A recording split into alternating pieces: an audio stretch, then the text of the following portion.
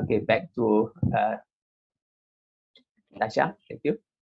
Thank you, Dr. Azhar Jaludin, for such an insightful talk. Thank you to all our presenters in this session.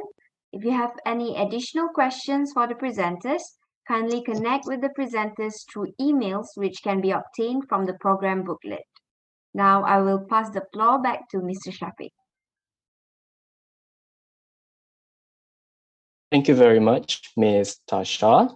Without further ado, I am pleased to invite our esteemed lecturer from the Faculty of Social Sciences and Humanities, Professor Dr. Norsimah Muhammad Awal, to introduce our plenary speaker, Mr. Hassan Muthalib. Professor Dr. Norsimah Muhammad Awal, the Zoom platform is all yours. Thank you, Mr. Shafiq. Good morning and Assalamualaikum, everyone. I am Norsimah from the Center, excuse me, from the Center for Research in Language and Linguistics. So I will be the moderator today for plenary session, for the fourth plenary session. I think we have waited for a long time for this session. So before I introduce our plenary speaker, I just have a couple of announcements to make, as we do in all the session. First, please mute your mic. And secondly, any questions that you might have for the speaker, please type it on the chat box. And I will look at the question later and perhaps, and also if we have enough time, our plenary speaker will answer those questions. Okay, let me introduce our plenary speaker today, Mr. Hassan Muthalib. Have his biography here with me. Mr. Hassan Muthalib is a self-taught artist, writer, animator, and film director with careers spanning for over 50 years. He's well known for his humorous public service advertisement and the Sangkanchel animation series in the 70s and 80s. And also, he's also well known for directing Malaysia's first animated feature film. He's also officially recognized as the father of Malaysian animation and an Asian animation pioneer. And he has researched and written a Malaysian film and animation history, which resulted in 2 books, which are now used as references at school, colleges, and universities, both local and abroad. Okay. Mr. Hassan is also a frequent seminar speaker, both locally and overseas. And he was also a visiting scholar at Nanyang Technological University. And he also served as a jury member for international film festivals and has curated film festivals for Malaysia, Singapore, Germany, and Hungary. Okay, and in 2018, he received the Merdeka Award in Education and Community category. Okay, so without further ado, let us welcome Mr. Hassan. So, Mr. Hassan, the floor, or rather the Zoom platform, is yours. Thank you very much for that.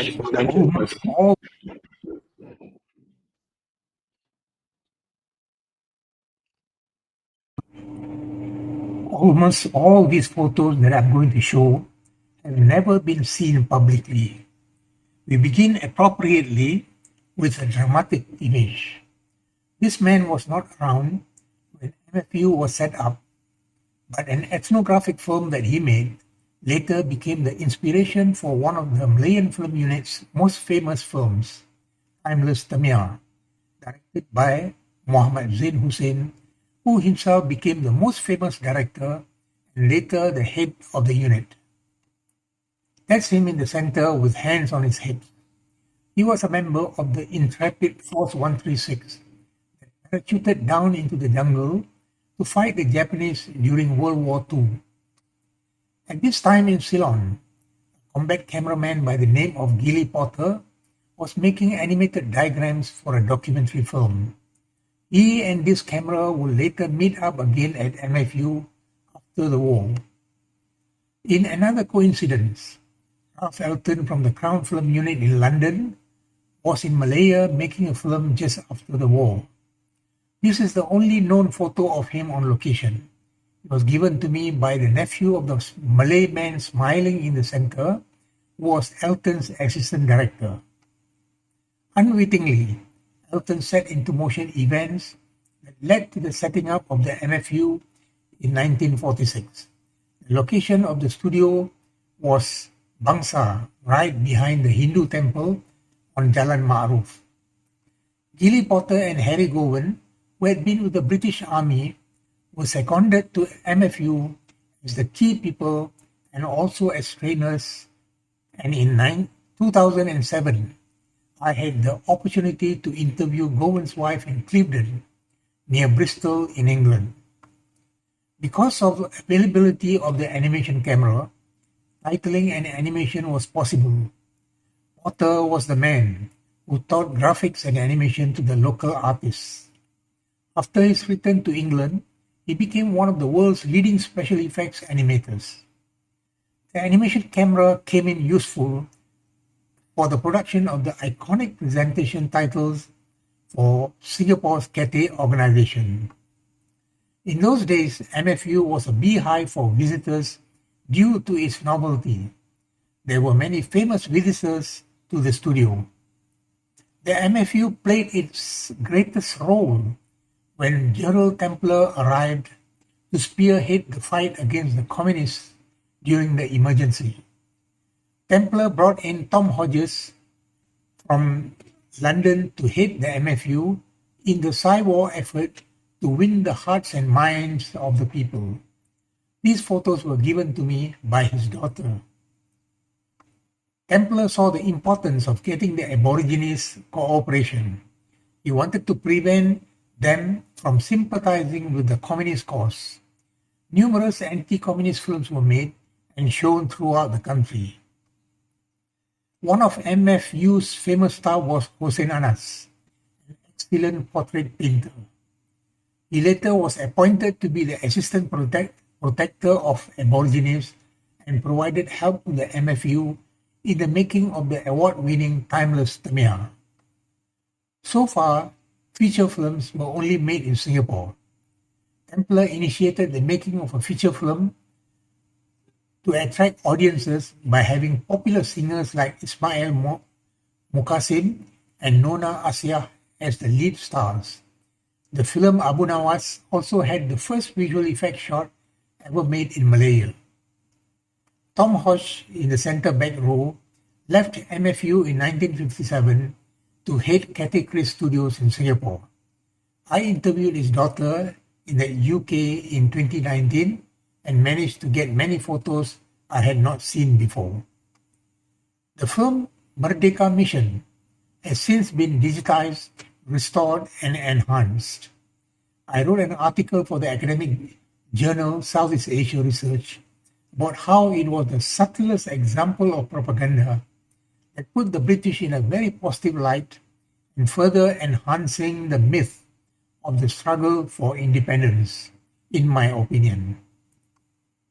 This is part of the team of MFU's camera crew that photographed the iconic cry of Merdeka by Tunku, the first Prime Minister, at the National Stadium. Tun Abdul Razak, the second Prime Minister, became the first ever premier to act in a docudrama directed by a filmmaker from South Africa.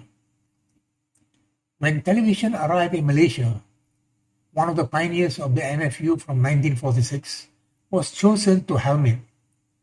I had the opportunity to work with him after his retirement when he became the head of a production house. The first animated narrative short was made by Anandam Xavier, a set designer, beginning in 1960. I was to make the second and third one on the same popular character of the mouse deer. All the films are still being screened continuously on social media until today. Neither Xavier or I had any formal training in animation. I picked up the skills through trial and error by making numerous animated public service advertisements. I was also doing animation for commercials, and the experience accrued came in useful. At this time, digital technology was beginning to make its presence felt. When the opportunity to make narrative shorts came around, I grabbed it. I had a background in literature, and so storytelling wasn't a problem. If a mouse made Walt Disney famous, for me, it was a mouse deal. I soon graduated to making animation for feature films. This was Malaysia's first and only manually animated character animation for a feature. Going on optional retirement, I made Malaysia's first animated feature film. It wasn't a great one, but as a friend remarked, it's not important to be the best, it's important to be the first. When digital technology came around, I was the eager beaver, the first to test it out, and the software, even though it was not very stable yet, I took a chance. Luckily, it worked out. The first cartoons for television were for an entertainment program for RTM, television channel. They were animated at MFU, now renamed Film Negara Malaysia, FNM. The first students' animated shorts were coincidentally made by some of my students as their final year projects. Other material that I have collected are old books and magazines. I bought this one at an old bookshop in a small town in Maine, USA. It is a 120-year-old book of hand-drawn maps. Curiously, it mentions the name Malaysia. My researches into Malaysia's cinema history are now in two books that are widely referenced in Malaysia as well as in other countries, with a third on the way. My writings on Malaysian cinema history, development, and its filmmakers have made their way internationally through numerous articles. Over the years, I have also made sketches of many places and buildings, which today have literally become history. Either they have gone or have been drastically modified. A past that once was alive now exists only in memory, but will remain and continue into the future within the digital realm.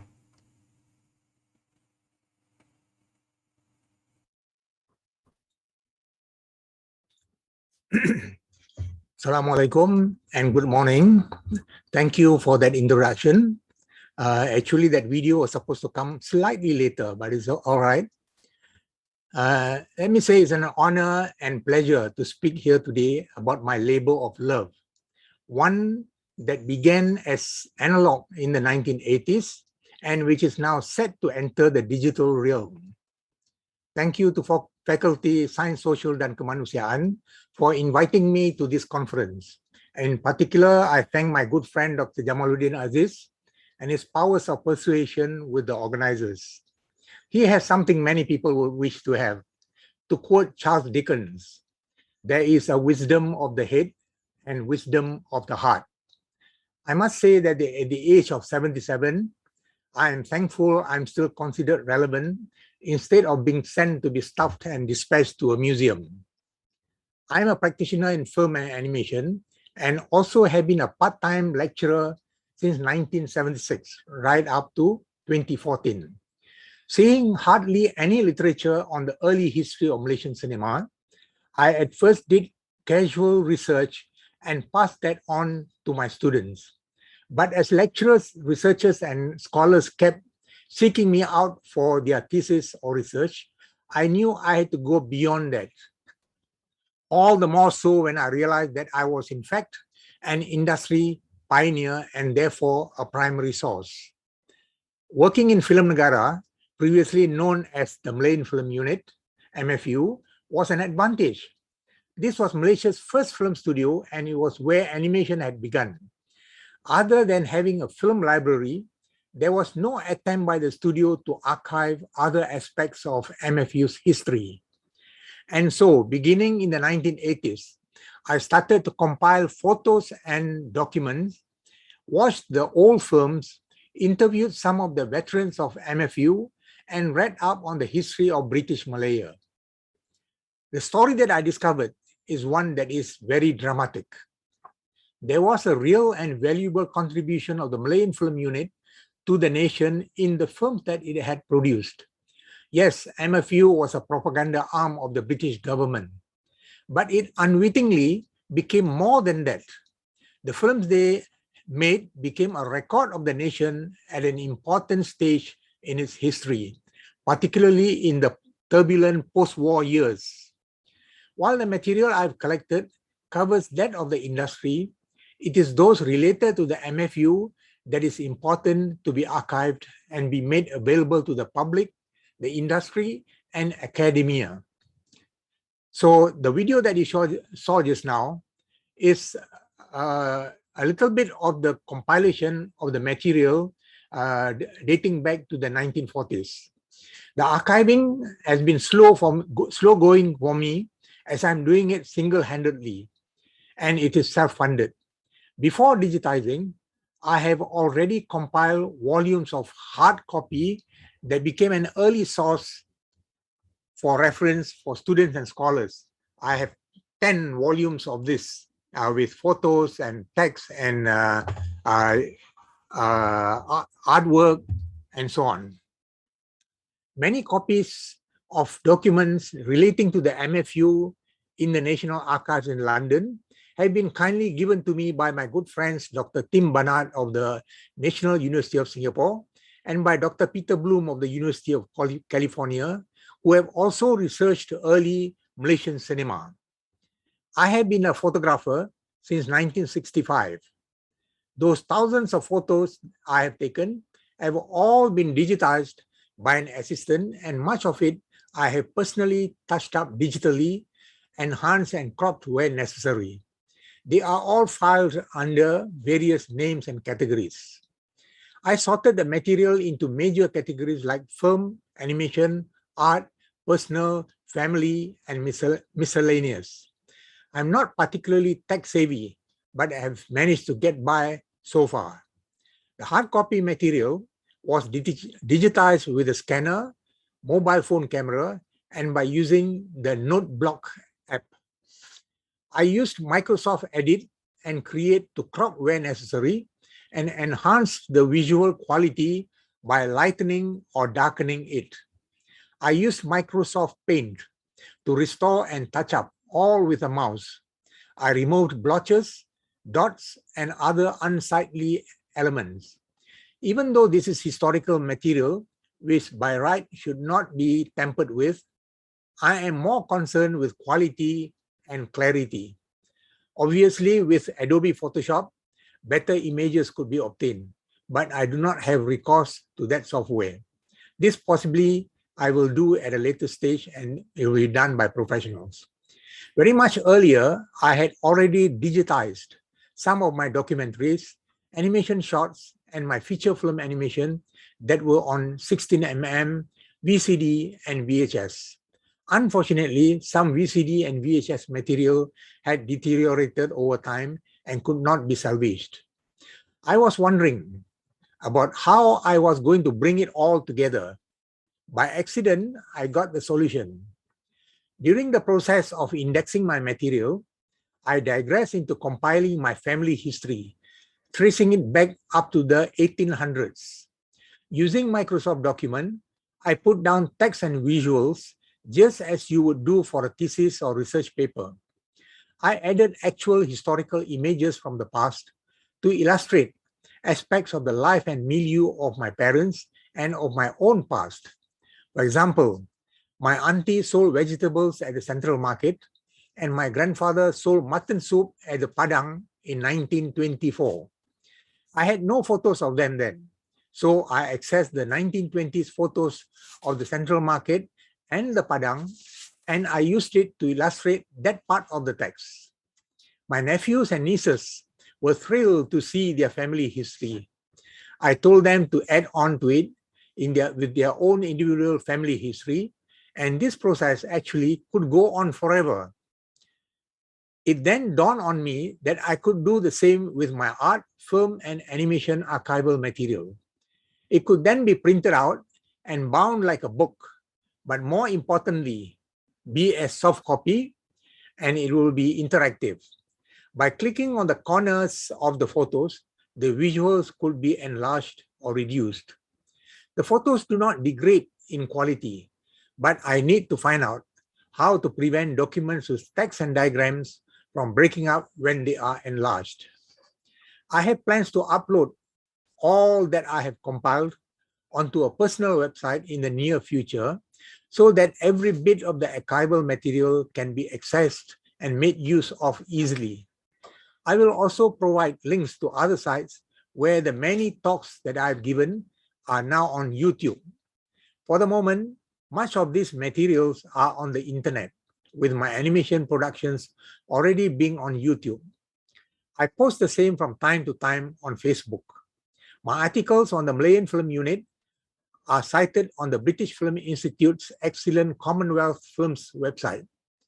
More than 100 of my articles are on academia.edu and have so far garnered close to 90,000 hits.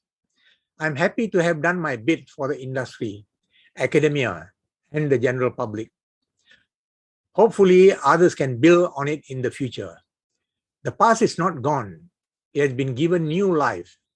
It lives on in the present and will continue to live on in the future. From analog we come, to digital we go. But truly, God deserves all the credit. My apologies for any shortcoming in my presentation. Thank you very much.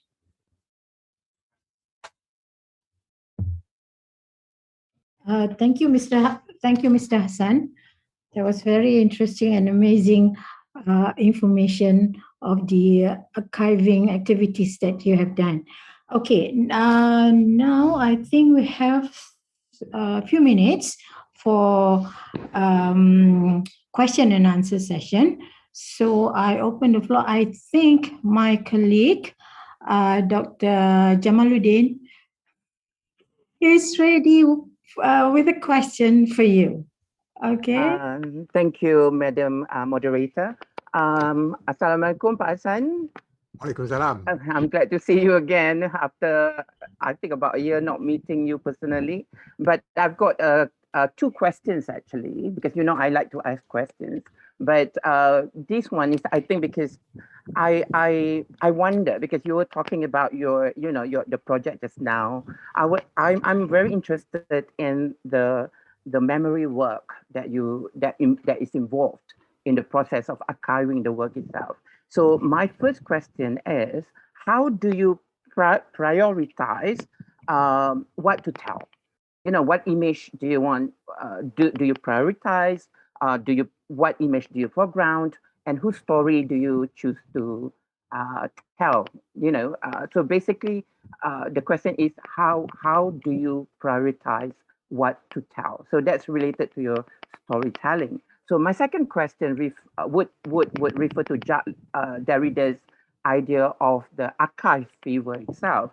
So when we talk about archive fever, it's basically about the blurring of the private and the public sphere, because you are archiving, like you said, your family tree and whatnot. So when it's digitalized, there's a possibility of it being in the public sphere as well. So I was thinking in relating or in alluding to Derrida's idea of the archive fever as well, is the idea that the archive is usually constructed by the power that be, and you having a personal archive kinds of liberate the archive from the power that be.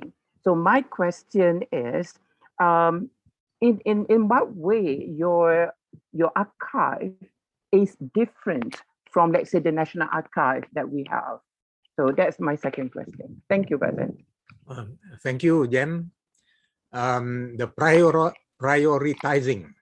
This was a headache for me right from the very beginning, I was thinking now, what actually do I want to put down and how am I going to do all of that? And until today, I'm still having that same problem, but slowly it's beginning to be solved.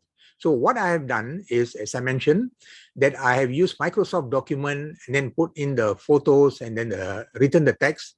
I'm doing it slowly, one by one. For instance, if there's a very important talk that I've given, I put that down, and all the photos taken during that, I've also put it down in no particular order. That will happen very much later.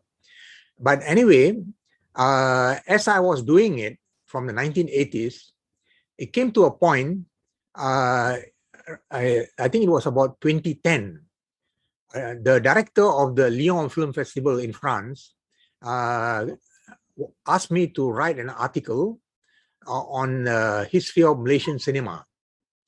Now, I'm not an academic, so I made a mistake.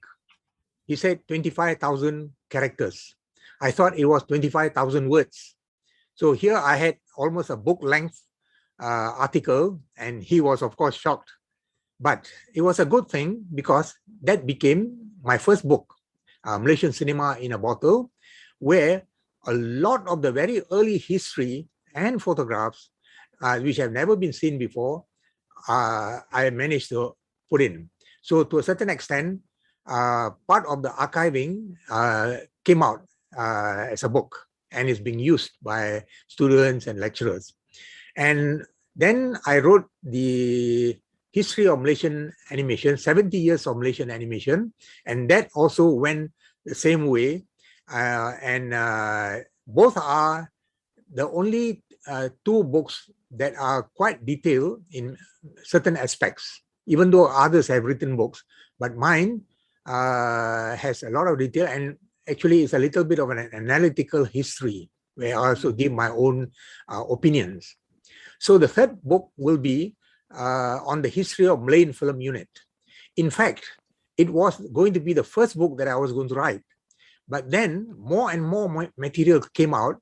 And when I went overseas and I met the daughters and wives of the early pioneers, the Europeans, I began to discover a lot of new things, and it's still being added on. So right now I am still, I know, gagawing lah. Okay, the second one was what is different from my archives and the other archives. So I went to the National Archives, our National Archives. So I must say that I have 10 times more material on Malayan Film Unit and Film Negara than they have. And I went to the National Library. So when I wrote my book on Malaysian cinema, I of course wanted to find out when was the first film screened.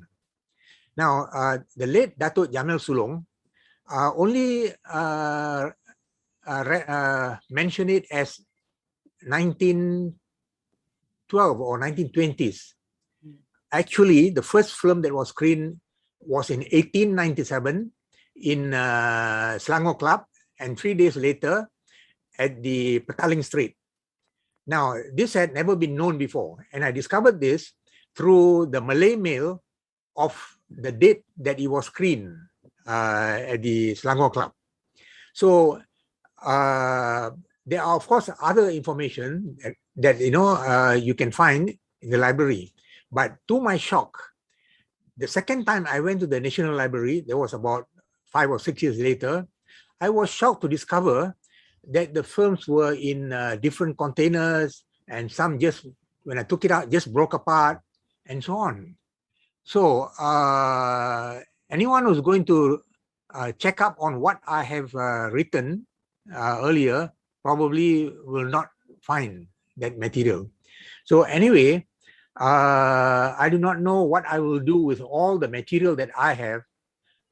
Who knows, maybe I'll pass it to one of the universities or maybe Balai Seni Visual Negara, because they also have been asking me for duplicating what I have, because these are very, very early artwork that nobody has seen. So I have a lot of animation material where we did it the hard way by painting on celluloid, and they are still in good condition, some not, and I would be quite willing to give someone, but there has to be a museum somewhere. The late cartoonist Rajab Had had a dream of having a comic and animation museum. So there is some kind of a comic museum, but I do not know whether the animation museum will come about. Thank you, Jem. Thank you, Hassan. Okay, thank you. Are there any questions from the floor? Mr. Hassan, I just remember when you talk about this archiving, I just remember when growing up, I mean, I'm from Kampung. Growing up, my Kampung usually once a month, the Jabatan, I don't know, was it Jabatan Perpaduan Negara would come once a month and screen this black and white film.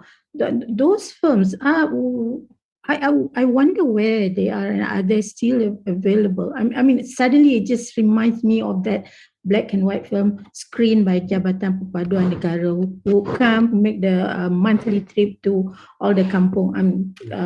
That's my experience. Yeah, the Malayan Film Unit. The Malayan Film Unit made the films. The Information Department's mobile unit screened it all over Malaysia, and we of course love to see those films. And the first film that I saw from Malayan Film Unit was in the primary school in 1954, coincidentally titled Hassan's Homecoming.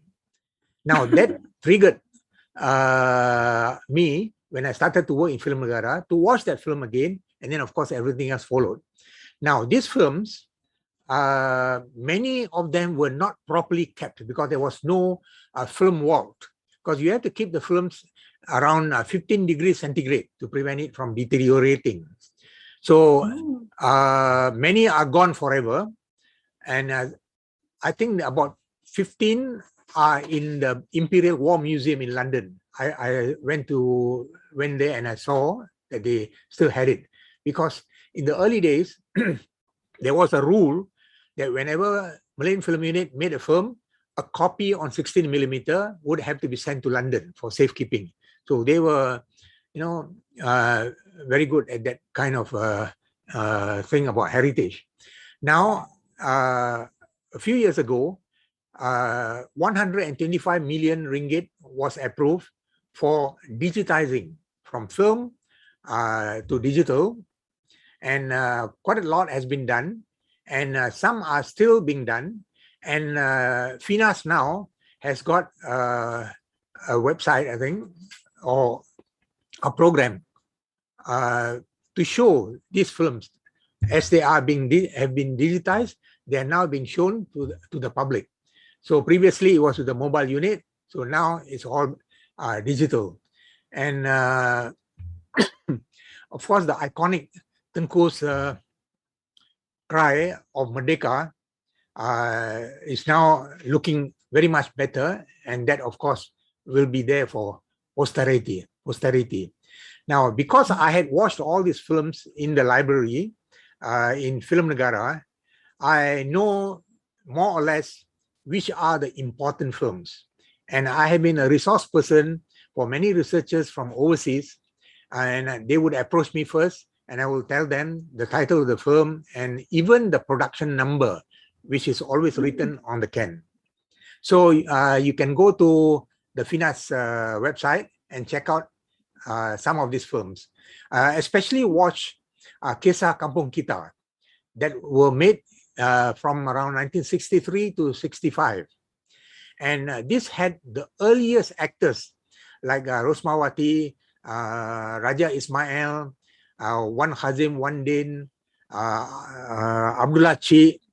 They had just come from Singapore, and Abdullah Chi directed a few. So they were docudramas using professional actors, but they had a message for the village people. So it's very interesting to go back and watch. And there's another film called Timeless Tamiya, which has won many international awards and was one of the films bought by MGM for screening in Canada and the USA. Very interesting. Okay. Prof. Um, Nosima, do I have time for a comment or question? Yes, sure, Prof. Yeah. Thank you very much, Pak Hassan, on this enlightening sharing with us on what you have done and the digitization that's been occurring to our historical past documents. I'm sure you've heard of Cendana and the culture economy. You know, we see a lot of countries coming up like Korea, you know, with all their K-pop, their film industry, K-drama, and so on taking root. What do you think are the potential for, you know, in this digital age where dissemination can be, you know, occur so quickly for the Malaysian film industry? And what is the value?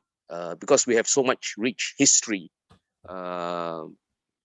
in terms of, you know, all the stories that you've been sharing with us, but it hasn't reached the world audience in many ways. So going forward, what do you think about the scenario in terms of a culture economy for Malaysia as a sector? Thank you. Thank you. I must say that we are actually lagging very much behind in this, but it was only recently that all the digitizing has been done. But even before that, before this, the industry, local industry, and a few from overseas, they have been using some of the material that had been recorded in the 40s, 50s, and 60s. So we actually have been making some money out of all of that. But more importantly, our history is being looked at again. And even though it was propaganda, but we must acknowledge the fact that it is also a record of our history. Now, we need to have more films that talk about the nation, but it has to be made for the cinema. So if you transfer our history as an entertainment film, it is no more history.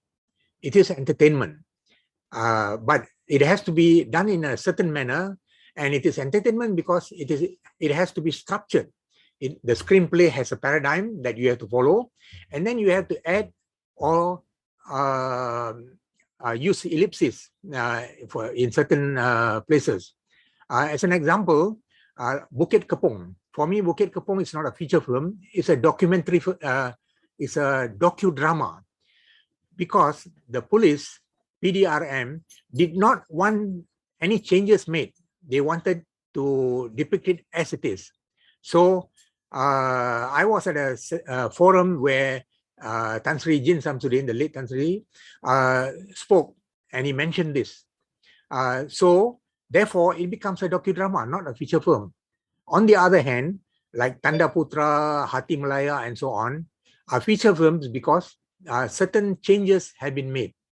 But I would say that they could have been made even better if we had good writers to approach it and give it a treatment for the cinema. So we actually have a lot of potential, but it has not been explored yet.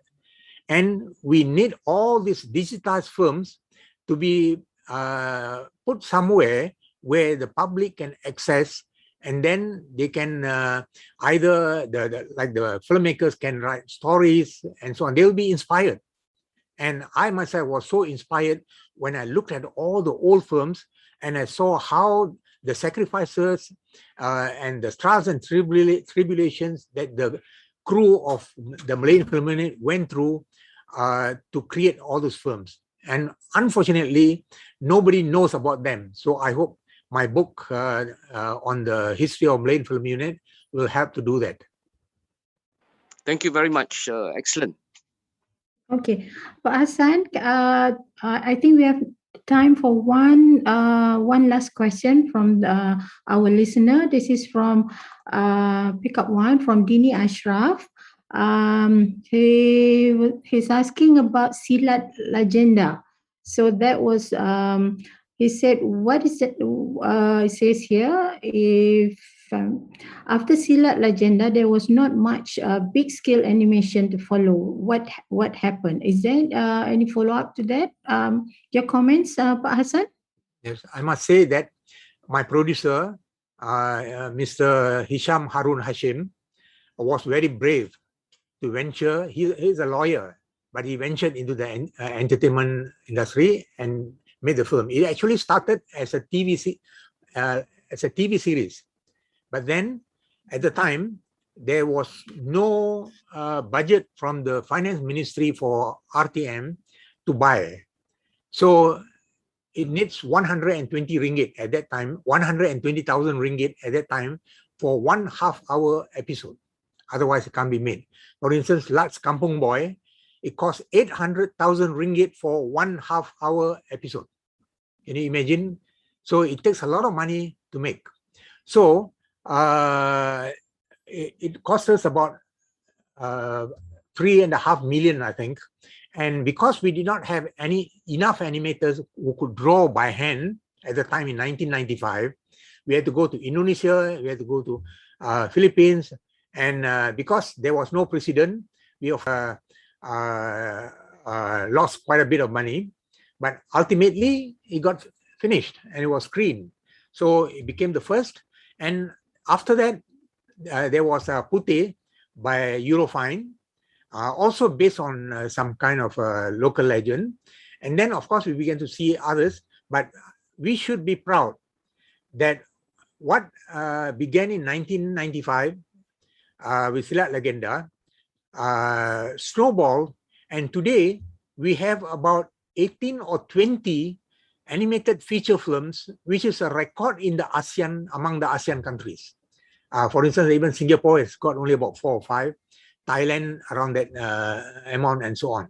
So we, because of very strong government support during the time of Tun Mahathir, everything moved forward, including the setting up of MMU, and then the graduates made Bo Boy Boy and Open Lanipin and so on. So we actually have done something quite incredible. And I describe this in more detail in my book on the history of animation in Malaysia. So I do not know the future, but as more and more young people are taking up animation and filmmaking and broadcasting and multimedia as their career, I'm sure we are going to go very far. And even now, Disney Asia and other channels have been using our expertise, about the expertise of our young people, and our producers are now aware that they need to understand about marketing and distribution to make it in the animation industry. Thank you very much, Pak Hassan, for that. I must say it's very interesting sharing session from you. And I hope that our student would one day would benefit from the archives that you have built, and the films that you have, the archives that you have built. Okay. So I think we have to stop here because time is up. So, but again, maybe in the future we'll have we could meet again and share for some sharing session. Hassan, thank you very much. Thank you, Madam Moderator. Okay, over to you, Mr. Shafiq. Bismillahirrahmanirrahim. Thank you very much, Mr. Hassan. Thank you very much, Professor Dr. Norsima Matawal, for moderating this session just now. And to Mr. Hassan Muthalib, thank you very much for sharing your experiences. Your presence has definitely enriched this webinar. And for this, we remain grateful. I would like to announce